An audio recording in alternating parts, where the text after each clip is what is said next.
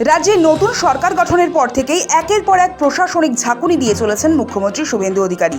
এবার সেই তালিকায় সবচেয়ে বড় কোপটি পড়ল রাজ্য সরকারি কর্মীদের মুক্ত মত প্রকাশ ও সংবাদ মাধ্যমের সঙ্গে যোগাযোগের স্বাধীনতার উপর। বুধবার সেই পর্যায়ে এবার তার হাতে থাকা প্রশাসনিক ও কর্মী বিনিয়োগ দফতরের তরফে এক কড়া নির্দেশিকা জারি করা হয়েছে। All India service Paschimbanga, civil service Paschimbanga, police service সহ রাজ্যের অধীনস্থ সমস্ত স্তরের কর্মচারীদের সংবাদ মাধ্যমের তথ্য আদান প্রদান, লেখালেখি বা যে কোনো মিডিয়া কার্যকলাপে অংশগ্রহণ নিয়ে এক অত্যন্ত কড়া ও নিশ্ছিদ্র নির্দেশিকা জারি করল নবান্ন।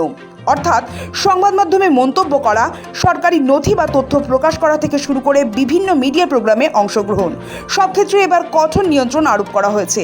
রাজ্যের মুখ্য সচিব মনোজ আগরওয়ালের জারি করা নির্দেশিকাটি রাজ্যের সমস্ত দফতর, কমিশনার, জেলা প্রশাসন এবং পুলিশ প্রশাসনের কাছে পাঠানো হয়েছে।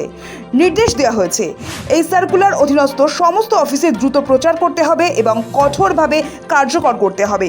সূত্র বলছে, সাম্প্রতিক সময়ে বিভিন্ন সরকারি কর্মচারীর সংবাদ মাধ্যমে মন্তব্য, সামাজিক মাধ্যমে মতামত প্রকাশ এবং প্রশাসনিক তথ্য বাইরে চলে যাওয়ার অভিযোগের প্রেক্ষিতেই এই নির্দেশিকা জারি করা হয়েছে। যদিও এই নির্দেশিকা জারি করার পর রাজ্যের রাজনৈতিক মহলের একাংশের মতে এভাবে সংবাদ মাধ্যমের সঙ্গে সরকারি আধিকারিক তথা কর্মচারীদের যোগাযোগের উপর কড়া নজরদারির বন্দোবস্ত করল রাজ্য সরকার।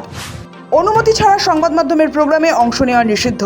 নয়া নির্দেশিকায় স্পষ্ট বলা হয়েছে, সরকারের আগাম লিখিত অনুমতি ছাড়া কোনো সরকারি কর্মচারী কোনো স্পন্সর্ড বা বেসরকারি সংস্থার প্রযোজিত মিডিয়া অনুষ্ঠানে অংশ নিতে পারবেন না।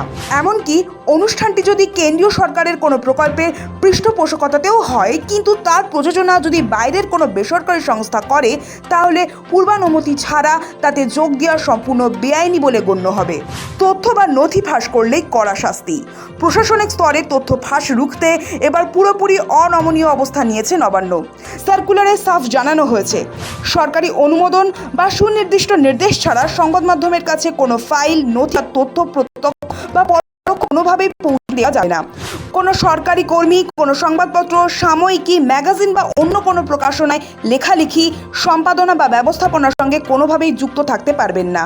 রেডিও সম্প্রচার, পডকাস্ট বা সংবাদপত্রে সাধারণ পাঠক হিসেবে চিঠি ও নিবন্ধ লেখার ক্ষেত্রেও এই নিষেধাজ্ঞা বলবৎ থাকবে। সরকারের নীতির সমালোচনা করলেই অ্যাকশন। নতুন নির্দেশিকার সবচেয়ে গুরুত্বপূর্ণ এবং রাজনৈতিকভাবে তাৎপর্যপূর্ণ অংশ হল সরকারি নীতির সমালোচনা বন্ধ করা। নবান্ন জানিয়েছে, কেন্দ্র বা রাজ্য সরকারের কোনো নীতি, পরিকল্পনা বা সিদ্ধান্তের সমালোচনা করে কোনো সরকারি কর্মী কোনো মন্তব্য করতে পারবেন না। সোশ্যাল মিডিয়া, টেলিভিশন বা প্রিন্ট মিডিয়া কোনো প্ল্যাটফর্মেই সরকারের বিরুদ্ধে কলম ধরা বা মুখ খোলা যাবে না।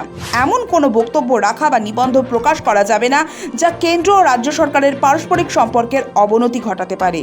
নতুন নির্দেশিকা অনুযায়ী আইএএস, ডব্লিউবিসিএস, পশ্চিমবঙ্গ পুলিশ সার্ভিসের আধিকারিকদের পাশাপাশি রাজ্যের অন্যান্য সরকারি কর্মচারী, জেল কর্মী, সরকারি অনুদানপ্রাপ্ত শিক্ষা প্রতিষ্ঠান, বোর্ড, পুরসভা, পুর নিগম ও স্বশাসিত সংস্থার কর্মীদের ক্ষেত্রেও এই নিয়ম প্রযোজ্য হবে। তাৎপর্যপূর্ণ বিষয় হলো, এই নির্দেশিকার মাধ্যমে সরকারি কর্মচারীদের জনসমক্ষে মত প্রকাশের ক্ষেত্রে আরও সীমাবদ্ধ করা হলো। যদিও সরকারের একাংশের দাবি, প্রশাসনিক শৃঙ্খলা বজায় রাখা এবং সরকারি তথ্যের অপব্যবহার রুখতেই এই পদক্ষেপ করা হয়েছে। রাজ্য প্রশাসনের তরফে জানানো হয়েছে, সমস্ত আচরণবিধি কঠোরভাবে মানা হচ্ছে কিনা তা নিয়মিত পর্যবেক্ষণ করা হবে। কোনো কর্মচারী এই নির্দেশিকা লঙ্ঘন করলে তার বিরুদ্ধে বিভাগীয়